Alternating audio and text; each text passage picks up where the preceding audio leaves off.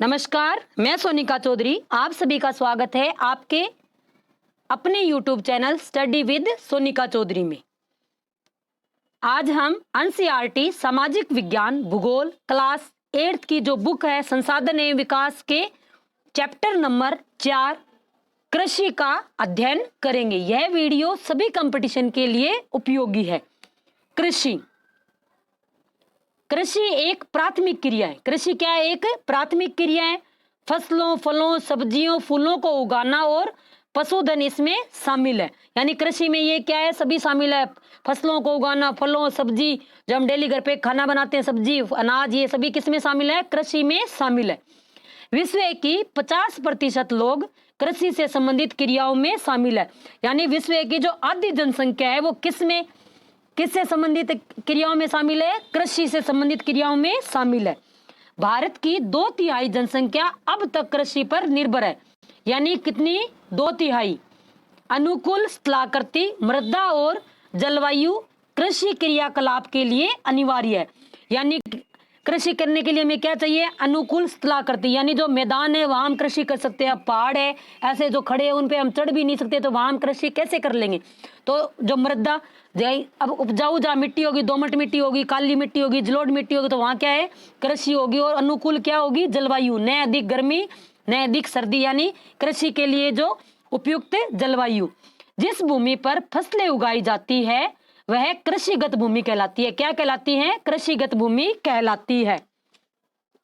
Agriculture कृषि, मृदा की जुताई, फसलों को उगाना, पशुपालन का विज्ञान एवं कला है। इसे क्या कहते हैं?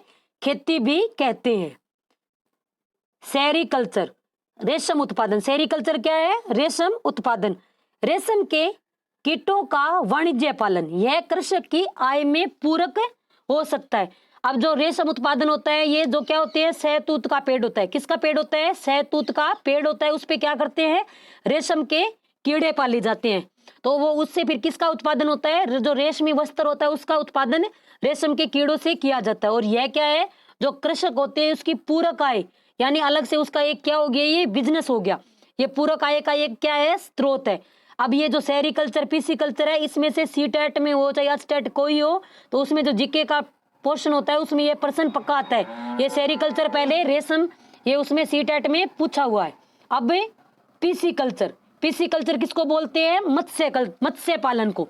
विशेष रूप से निर्मित तालाबों और पोखरों में क्या किया जाता है? मत्स्य पालन किया जाता है। अब विटिकल्चर, विटिकल्चर यानी द्राक्षा, द्राक्षा किसको बोलते हैं? अंगूर, अंगूर की खेती क्या कहलाती है? विटिकल्चर। सेरीकल्चर रेशम की, पिसिकल्चर मत्स्य उत्पादन। अब हार्टिकल्चर, हार्टिकल्चर क्या होता है? उद्यान कृषि, वाणिज्य उपयोग के लिए सब्जियों, फूलों और फलों को उगाना। कृषि तंत्र, कृषि या खेती को एक तंत्र के रूप में देखा जा सकता है। इसके महत्वपूर्ण निवेश बीज, उर्वरक, मशीनरी और श्रमिक है। यानी कृषि तंत्र के उपयोग महत्वपूर्ण तत्व कौन से हैं? भी उसके लिए क्या चाहिए? हमें उन्नत बीज चाहिए, उर्वरक यानी खाद चाहिए, और मशीनरी और श्रमिक भी हमें चाहिए। अब कृषि के प्रकार, विश्व में कृषि विभिन्न तरीकों से की जाती है। भौगोलिक दशाओं, उत्पाद की मांग, श्रम के स्तर के आधार पर कृषि 2 प्रकारों में वर्गीकृत की जा सकती है। कौन सी? निर्वाह कृषि और वाणिज्य कृषि। जो किसान खुद के लिए फसल उगाता है, जैसे गेहूं हो गई, बाजरा हो गई, ये कौन सी में आ गई? निर्वाह कृषि में हो गई। वाणिज्य कृषि क्या होती है? जो व्यापारिक फसलें जैसे कपास हो गई, गन्ने हो गए, तो इसका किसान खुद थोड़ा ना उपयोग करता है। ये क्या करते हैं? वो बाजार में जाके बेच देते हैं। तो ये कौन सी फसलें हैं?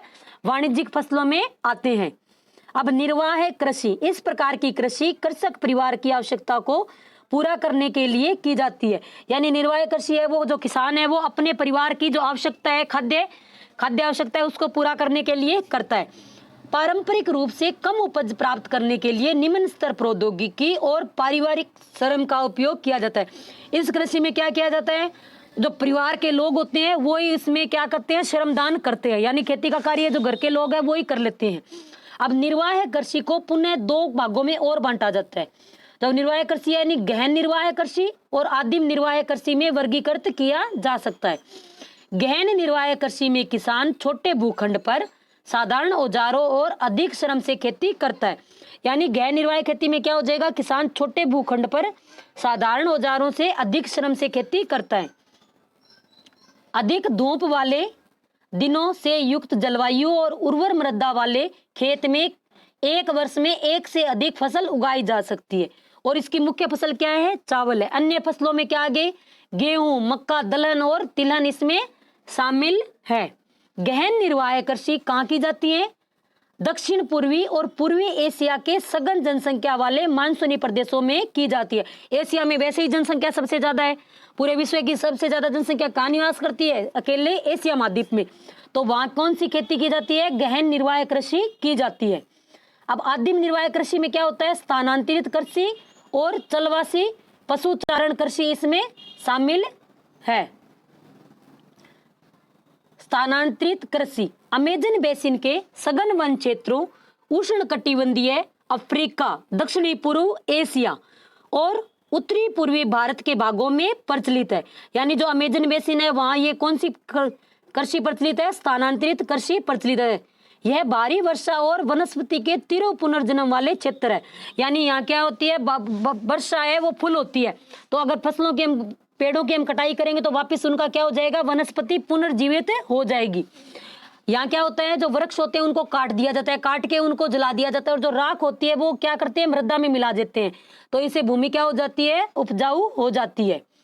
ये क्या होती है? स्थानांतरित कृषि होती है। वृक्षों को काटकर और जलाकर भूखंड को साफ किया जाता है, तब राख को मृदा में मिलाया जाता है तथा मक्का, रतालू, आलू और कसावा जैसी फसलों को उगाया जाता है।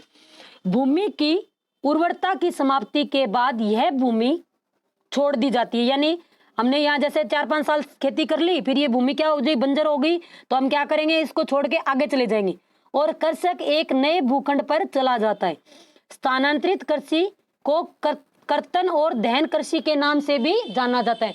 जो स्थानांतरित कृषि है उसको किस नाम से जाना जाता है? कर्तन और दहन कृषि के नाम से भी जाना जाता है। चलवासी पशुचारण सहारा के अर्ध शुष्क और शुष्क प्रदेशों में, मध्य एशिया और भारत के कुछ भाग जैसे राजस्थान तथा जम्मू और कश्मीर में प्रचलित है। यानी जो चलवासी पशुचारण है वो, चलवासी पशुचारण का जैसे आप लोगों ने जो ग्रामीण परिवेश के है तो वहां क्या होते हैं? रेवड़ होते हैं। रेवड़ में क्या होते हैं? गायें बकरियां पाली जाती है। तो एक स्थान पर जैसे चारा और जल समाप्त हो जाता है तो वो क्या करते हैं? एक निश्चित मार्ग से कहाँ चले जाते हैं? दूसरी जगह चले जाते हैं। तो ये मुख्य रूप से भारत में कहाँ पाया जाता है? राजस्थान और जम्मू कश्मीर में प्रचलित है। इस प्रकार की कृषि में पशु चारक अपने पशु के साथ चारे और पानी के लिए स्थान से दूसरे स्थान पर निश्चित मार्गों से घूमते रहते हैं। पशु चारक मुख्यतः भेड़, बकरियां और याक कहाँ पाले जाते हैं? जम्मू और कश्मीर में। भेड़ बकरियां कहाँ हो गई? राजस्थान में पाले जाते हैं। अब वाणिज्यिक कृषि जो व्यापारिक तौर पे जो कृषि की जाती है, जैसे कपास होगी, गन्ने, ये क्या है? व्यापारिक फसलें हैं। वाणिज्यिक कृषि में फसल उत्पादक और पशुपालन बाजार में विक्रय हेतु किया जाता है। कई लोग जैसे पशु पालते हैं, उनके घर पे ढेर सारे पशु होते हैं, तो वो एक तरीके से क्या है? डेयरी है। तो वो किस लिए उपयोग करते हैं? कि बाजार में उनका दूध है उसका हम क्या करेंगे? विक्रय करेंगे। यहाँ क्या होता है? अधिकांश कार्य मशीनों के द्वारा किया जाता है। वाणिज्य कृषि में वाणिज्यिक अनाज कृषि, निश्चित कृषि और रोपण कृषि शामिल है। यहाँ कौन कौन सी कृषि आ गई? वाणिज्यिक अनाज कृषि, निश्चित कृषि और रोपण कृषि। वाणिज्यिक अनाज में फसलें वाणिज्यिक उद्देश्य से उगाई जाती है। गेहूं, मक्का सामान्य रूप से उगाई जाने वाली फसलें हैं। अब मुख्य रूप से वाणिज्यिक फसलें कौन सी हैं? गेहूं और मक्का। ये कहाँ है? उत्तर अमेरिका, यूरोप और एशिया के शीतोष्ण घास के मैदान वाणिज्यिक अनाज कृषि के प्रमुख क्षेत्र है। अब मिश्रित कृषि में भूमि का उपयोग भोजन व चारे की फसलें उगाने और पशुधन पालन के लिए किया जाता है। यह यूरोप, पूर्वी अमेरिका, अर्जेंटीना, दक्षिणी पूर्वी ऑस्ट्रेलिया, न्यूजीलैंड और दक्षिणी अफ्रीका में प्रचलित है। ये कहाँ प्रचलित है? मिश्रित कृषि अर्जेंटीना, दक्षिणी पूर्वी ऑस्ट्रेलिया, न्यूजीलैंड और दक्षिणी अफ्रीका में प्रचलित। अब रोपण कृषि में क्या होते हैं? किस किस की कृषि की जाती है? चाय होगी, कहवा हो गए, कॉफी, जो काजू, रबड़ और केले भी ये किस में आते हैं? रोपण कृषि में आते हैं। रोपण कृषि वाणिज्य कृषि का ये क्या है? प्रकार है, जहाँ चाय, कहवा, काजू, रबड़, केला और कपास की एकल फसल उगाई जाती है। इसमें वृहत पैमाने पर श्रम और पूंजी की आवश्यकता होती है। रोपण कृषि, अब रोपण एक एक ऐसे फसल रोपण उनको रोपा जाता है तो उसके लिए क्या चाहिए? बड़े पैमाने पर श्रम और पूंजी की आवश्यकता होती है। रोपण कृषि के मुख्य क्षेत्र विश्व के उष्णकटिबंधीय प्रदेशों में पाए जाते हैं। मलेशिया में क्या पाया जाता है? रबड़। ब्राजील में कहवा। भारत और श्रीलंका में चाय इसके कुछ उदाहरण है। यानी मलेशिया में किसकी खेती की जाती है? रबड़ की। ब्राजील में कहवा की। और भारत और श्रीलंका में प्रमुख रोपण फसल क्या है? चाय है।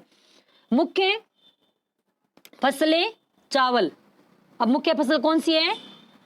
अब मुख्य फसलें बढ़ती हुई जनसंख्या की आवश्यकताओं को पूरा करने के लिए विविध प्रकार की फसलें उगाई जाती हैं। अब जनसंख्या इतनी अधिक बढ़ गई है कि उसकी जो खाद्य पूर्ति है उसकी आपूर्ति के लिए क्या है? विविध प्रकार की फसलें उगाई जा रही है। फसलें कृषि आधारित उद्योगों के लिए कच्चे माल की आपूर्ति। अब सूती वस्त्र उद्योग है, उसके लिए कच्चा माल कहाँ से मिलेगा?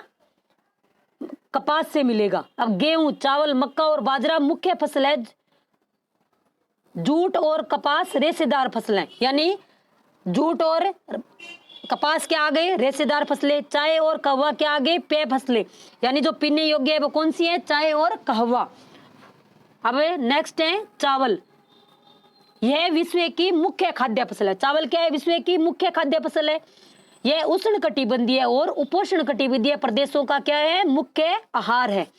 चावल के लिए उच्च तापमान, अधिक आर्द्रता और वर्षा की आवश्यकता होती है। चीन चावल उत्पादन में अग्रणी है। इसके पश्चात भारत, जापान और श्रीलंका और मिस्र। प्रश्न आता है कि चावल के उत्पादन में प्रथम स्थान कौन से देश का है? तो किस देश का? चीन का। दूसरे नंबर पे कौन सा है? भारत। तीसरे पे कौन सा आ गया? जापान। अब नेक्स्ट है गेहूं। गेहूं अमेरिका, कनाडा, अर्जेंटीना, रूस, यूक्रेन, ऑस्ट्रेलिया और भारत में विस्तृत रूप में उगाया जाता है। भारत में यह शीत ऋतु में उगाया जाता है। अब जो गेहूं है उसका उत्पादन कहाँ है? कनाडा, रूस, यूक्रेन, यहाँ सभी में किया जाता है। और भारत में यह कब उगाया जाता है? शीत ऋतु में उगाया जाता है। अब मिलेट। मिलेट क्या होता है? मोटा अनाज। मिलेट किसको बोलते हैं? मोटा अनाज। मोटा अनाज में कौन सा आता है? जवार हो गए, बाजरा हो गए, रागी। जो ये भैया जवार, अभी एक चल रहा है ना एक दलिया जिसको ओट्स बोलते हैं। क्या बोलते हैं? ओट्स। वो किससे बनता है? जवार से।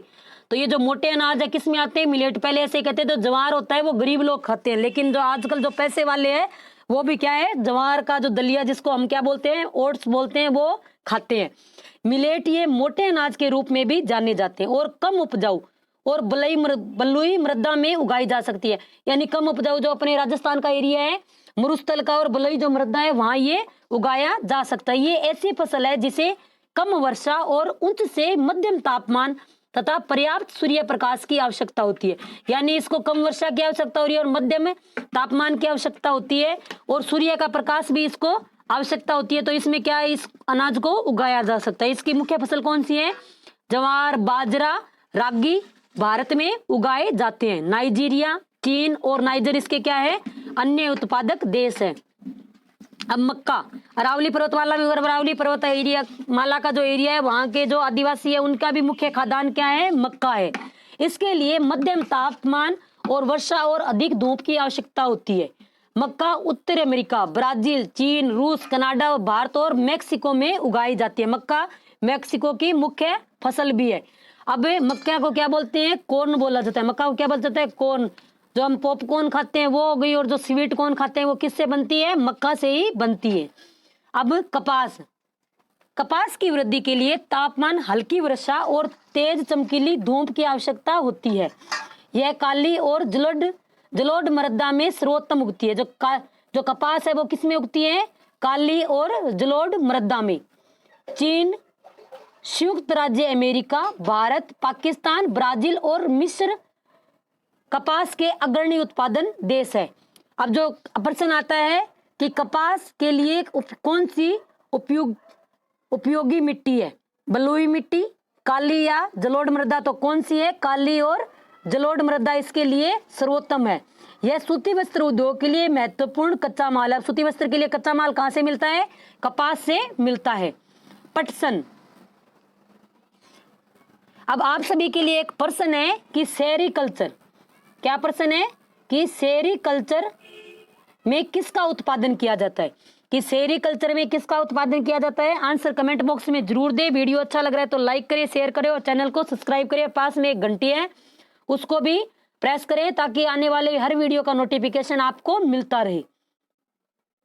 अब पटसन, पटसन क्या था कि सेरीकल्चर में किसका उत्पादन किया जाता है? पटसन। इसको सुनहरा रेशा के नाम से भी जाना जाता है। यह जलोढ़ मृदा में अच्छे ढंग से विकसित होती है। अब जलोढ़ मृदा और काली मिट्टी में क्या थी? कपास थी। और जलोढ़ मृदा में कौन सी है? पटसन। अच्छे ढंग से विकसित होती है। इसे उच्च तापमान, भारी वर्षा और नम जलवायु की आवश्यकता होती है।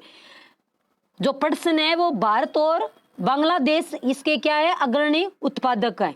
जब भारत का बंटवारा हुआ था तो दो देशों में विभाजित हो गया था, एक भारत में और एक क्या था? पाकिस्तान में। जो बांग्लादेश है वो पहले किसका पार्ट था? पाकिस्तान का था। तो यहाँ क्या था? जो उद्योग धंधे थे वो बंटवारे के बाद कहाँ रह गए? भारत में। और जो पटसन का उत्पादन क्षेत्र था वो कहाँ चला गया? बांग्लादेश में चला गया। ये दो ही देश है जो पटसन के लिए अग्रणी उत्पादक देश हैं। कॉफी, इसके लिए गर्म व नम जलवायु और दोमट मृदा की आवश्यकता होती है। इस फसल की वृद्धि के लिए पर्वतीय ढाल अधिक उपयुक्त है।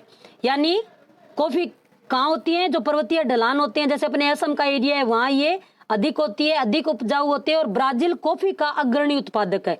यह प्रश्न आता है कि कॉफी का सर्वाधिक उत्पादन कहाँ होता है? ब्राजील में होता है। इसके पश्चात किसका आता है? कोलंबिया और अपने भारत देश का हिस्सा आता है। यानी पहले सबसे पहले कॉफी में उत्पादन किसका है? ब्राजील का, फिर कोलंबिया और भारत का तीसरे नंबर पर। एग्रीकल्चर शब्द की उत्पत्ति लैटिन शब्दों एगर, एग्री जिसका अर्थ मृदा और कल्चर जिसका अर्थ कृषि करने से हुई है। यानी एग्रीकल्चर का मतलब क्या है? कृषि करना। जैविक कृषि इस प्रकार की कृषि में, अब जैविक कृषि क्या होती है? इस कृषि में किसी भी जो रासायनिक कीटनाशक होता है उसका उपयोग नहीं किया जाता। जैविक कृषि इस प्रकार की कृषि में रासायनिक खादों के स्थान पर जैविक खाद और प्राकृतिक पीड़कनाशी का उपयोग किया जाता है। फसलों का उत्पादन बढ़ाने के लिए कोई आनुवंशिक रूपांतरण नहीं किया जाता है। यानी जैविक कृषि में क्या होता है? जो प्राकृतिक पीड़कनाशी होती हैं, जैसे गोबर की खाद हो गई, उनका उपयोग किया जाता है, न कि जो रासायनिक खाद्य हैं उनका प्रयोग नहीं किया जाता है। और राजस्थान और भारत का जो क्या है? सिक्किम, जो सिक्किम राज्य है, भारत का कौन सा राज्य है? सिक्किम राज्य ने क्या किया है? पहला एक स्टेट है जो पूर्णतः क्या हो गया है? जैविक कृषि पर आधारित राज्य बन गया है। और राजस्थान का एक ऐसा जिला भी है जो जैविक कृषि का जिसने पूर्णतः अपनाया है, वो एक आदिवासी एरिया है। तो अगर आपको पता है तो उसका आंसर कमेंट बॉक्स में जरूर दे। जैविक कृषि इस प्रकार की कृषि में, ये तो हो गया था। अब नोट स्थानांतरण। अब आप सबके लिए एक प्रश्न है कि सुनहरा रेशा, कौन सा रेशा? सुनहरा रेशा कौन सी फसल को कहा जाता है? इसका आंसर भी कमेंट बॉक्स में जरूर दें। अब स्थानांतरित कृषि है उसको विभिन्न भागों में विभिन्न नाम से जाना जाता है। अब जूमिंग जो कृषि है उसको उत्तर पूर्वी भाग में कहते हैं। स्थानांतरित कृषि जो होती है पहाड़ों पे करते हैं लोग, जो जंगल होते हैं, जंगल काट के जो साफ करके वो की जाती है, वो क्या होती है? स्थानांतरित कृषि। ये जो भारत में अगर इसको क्या कहेंगे? जूमिंग। कौन से एरिया में कहा जाता है? उत्तरी पूर्वी एरिया में। अब एक ट्रिक है कि झूमेंगे कहाँ? झूमेंगे उत्तर पूर्वी में। मिलेंगे कहाँ? अब मिलेंगे कहाँ? मैक्सिको में। मिल्पा कृषि का ये कहाँ की जाती है? मैक्सिको में। रोका ब्राजील में। रोकेंगे कहाँ? ब्राजील में। लद्दाख मलेशिया। अब ये ना जो नाम है, ये चारों नाम ये इंपॉर्टेंट है, ये कंपटीशन में पूछे जाते हैं। लद्दाख कहाँ है? मलेशिया में। रोका ब्राजील में। मिल्पा कहाँ है? मैक्सिको। और जूमिंग कहाँ है? उत्तर पूर्वी भारत में।